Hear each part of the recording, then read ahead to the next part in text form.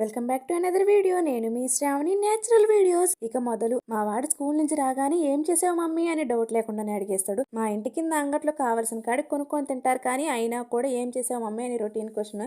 ఏం చేసేదానికో కాదు కదా, ఇంకా ఏదైనా చేస్తే ఇంట్లో పప్పులు ఉప్పులు అయిపోతాయని. పీనాసి దానా పిల్లలకు కాకపోతే ఇంకెవరికి పెడతావు అని తిట్టేద్దాం అనుకుంటున్నారా? తిడితే తిట్టారులే గాని మా వాడికి ఇడ్లీ ఇలాగా చిట్టి చిట్టి వడలు కావాలంట.